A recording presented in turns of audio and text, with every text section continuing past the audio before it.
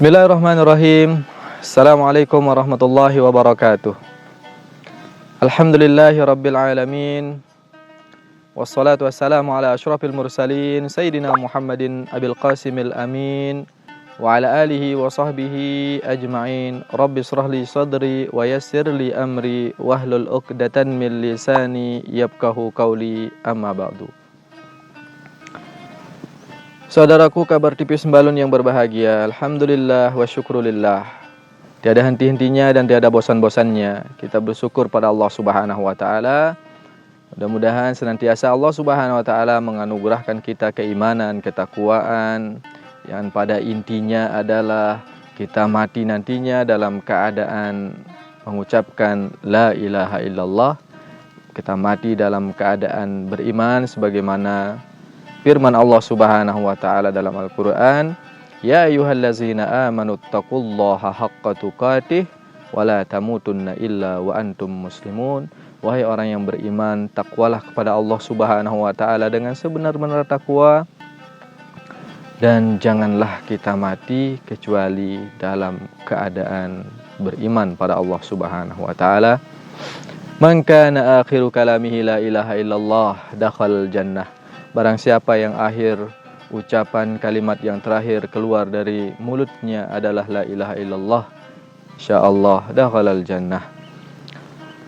Kedua kalinya salawat dan salam tak lupa pula kita haturkan kepada Nabi kita, junjungan kita Nabi Muhammad sallallahu alaihi wasallam. Mudah-mudahan kita mendapat syafaat bantuan nantinya dari baginda kita Nabi Muhammad sallallahu alaihi wasallam.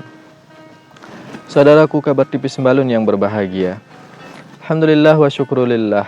Di akhir-akhir bulan suci Ramadan, Allah Subhanahu wa taala senantiasa mengingatkan kita semua supaya kita selalu menjaga keimanan kita, menjaga ketakwaan kita, menjaga tingkah laku kita, menjaga amal ibadah kita, supaya kita benar-benar menjadi orang yang faizun, orang-orang yang menang di dalam berjuang melawan hawa nafsu kita di bulan suci Ramadan ini.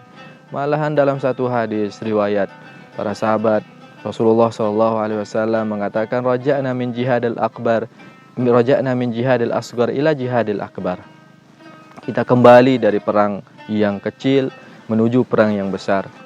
Sahabat bertanya, wa ma jihadul akbar ya Rasulullah? Jihadul akbar ya hiya jihadun nafs, yaitu jihad akbar adalah jihad melawan hawa nafsu ini.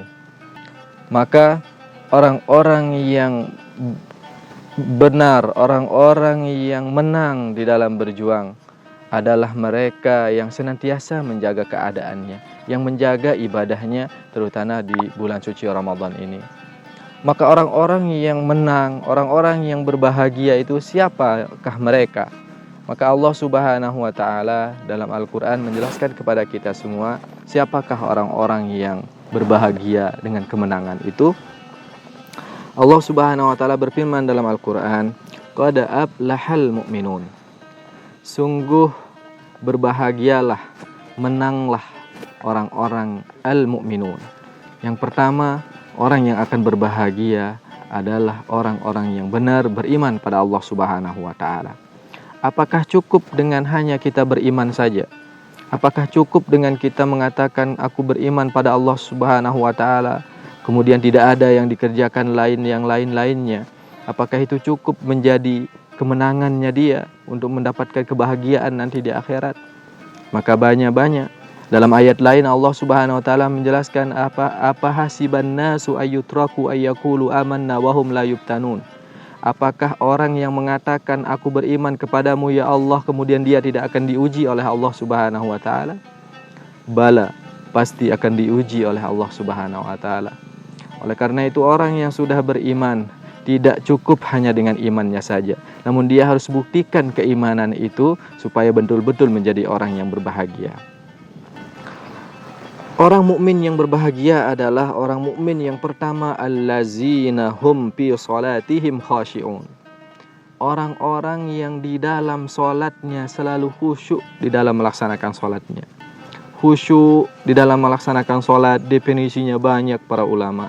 Namun salah satunya adalah ketika kita mengerjakan sholat di awal waktu, ketika kita mengingat sholat kita mengerjakan sholat kita tidak pernah kita tinggalkan, insya Allah itu adalah tanda kehusyuan kita di dalam mengerjakan sholat kita. Apalagi di bulan suci Ramadan ini, tantangan kita adalah satu, adalah bisakah kita menjaga sholat kita.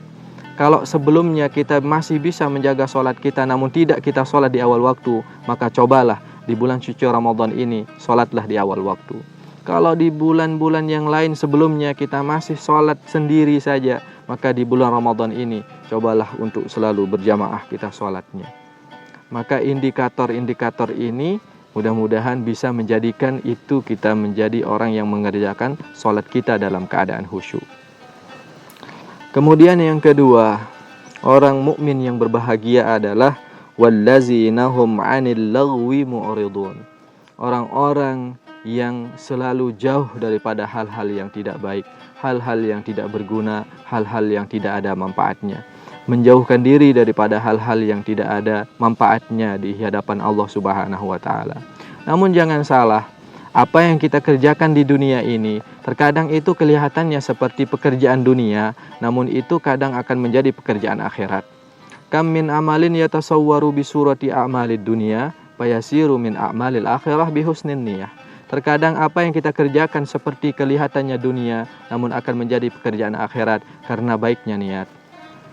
Namun kebanyakan juga kam min amalin yatasawwaru bi surati a'malil akhirah fayasiru min a'malid dunya bisu'in niyah. Terkadang kelihatannya itu adalah amalan akhirat, namun menjadi amalan dunia karena jeleknya niat kita. Oleh karena itu, tinggalkan hal-hal yang tidak berguna, jauhkan hal-hal yang tidak bermanfaat, kerjakanlah hal-hal yang ada manfaat dan ada hikmahnya buat kehidupan kita untuk beribadah pada Allah Subhanahu wa taala. Kemudian yang ketiga, yang menjadi ciri orang yang bertakwa, menjadi ciri orang yang akan menjadi orang yang selamat, orang yang berbahagia nanti di akhirat adalah mereka wallazinahum lizzakati fa'ilun, adalah mereka orang-orang yang menunaikan zakatnya. Saudaraku yang berbahagia, berbicara masalah zakat, maka yang terpenting di bulan suci Ramadan ini adalah kita sebagai umat muslim di bulan suci Ramadan ini ada istilah, ada satu kewajiban kita, yang dimana kewajiban kita ini menjadi barometer daripada diterima atau tidaknya puasa yang kita laksanakan ini. Apa dia? Yaitu zakatul fitri. Itu zakat fitrah harus kita serahkan di bulan suci Ramadan ini. Apabila seorang yang berpuasa belum menyerahkan zakat fitrahnya, karena kewajiban zakat fitrah kita harus keluarkan maghrib pada malam bulan tanggal 1 Syawal ketika kita akan hari raya Idul Fitri. Hari terakhir kita berpuasa, maghribnya kita berbuka, maka sudah dimulai kewajiban untuk mengeluarkan zakat fitrah kita itu sampai nanti imam keluar daripada sholat melaksanakan sholat hari raya Idul Fitri. Maka Rasulullah SAW menjelaskan kepada kita semua tentang bagaimana kewajiban yang namanya zakat fitrah ini harus dikeluarkan oleh semua kita. Semua orang yang berpuasa harus mengeluarkan zakat fitrah ini. Rasulullah SAW bersabda, "Saumu syahri Ramadana mu'allakun bainas sama'i wal ardi wala yurfa'u illa bi zakatil fitri." Sungguhnya puasa Ramadan, orang-orang yang berpuasa di bulan Ramadan ini mu'allakun bainas sama'i wal ard, masih tergantung-gantung antara langit dengan bumi. Belum diterima oleh Allah Subhanahu wa taala kecuali dia sudah mengeluarkan zakat fitrahnya. Oleh karena itu, zakat fitrah wajib dikeluarkan oleh semua kita, muslim, baik dia laki-laki maupun perempuan, baik dia itu kecil maupun besar, wajib mengeluarkan zakat fitrah ini. Siapapun dia, yang penting dia mampu untuk mengeluarkan zakat fitrah itu, maka wajib dia keluarkan.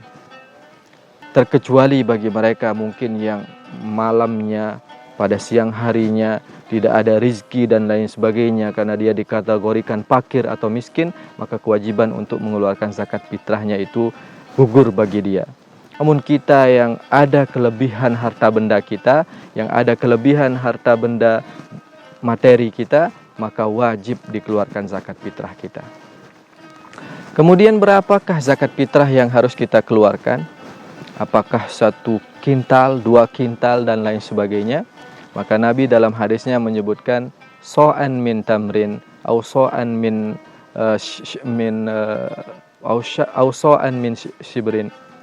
1 sok, intinya apakah itu dari gandum, apakah itu 1 sok daripada kurma, itu tergantung daripada keadaan di negara itu. Kalau kita di Indonesia, kita makanan pokok kita adalah beras, maka yang menjadi zakat fitrah kita, yang wajib kita keluarkan adalah berasnya. Berapa ukurannya? Maka 1 sok kata ulama adalah kurang lebihnya 2 kilo 75 gram. 2 kilo 75 gram beras zakat fitrah yang harus kita keluarkan, yang akan menjadi tiket untuk pahala Ramadan yang kita kerjakan ini diterima oleh Allah Subhanahu wa taala. Siapa yang wajib mengeluarkan zakat fitrah ini dijelaskan oleh para ulama. Orang yang wajib mengeluarkan zakat fitrah ini adalah orang yang hidup pada 2 juzuk. Mana maksudnya orang yang hidup di 2 juzuk? Yaitu orang yang hidup di 1 hari bulan Ramadan dan hidup di 1 hari di tanggal 1 Syawal. Artinya kalau ada orang yang hamil misalnya, kemudian melahirkan pada tanggal 1 bulan Syawal misalnya, maghrib malam lebaran dia melahirkan, maka anaknya itu tidak wajib dikeluarkan zakat fitrahnya. Kenapa? Karena anak itu hanya hidup di 1 juzuk saja, yaitu 1 bagian daripada malam lebaran itu. Jadi orang yang wajib mengeluarkan zakat fitrahnya adalah yang hidup di Ramadannya dan hidup di malam tanggal 1 Syawalnya.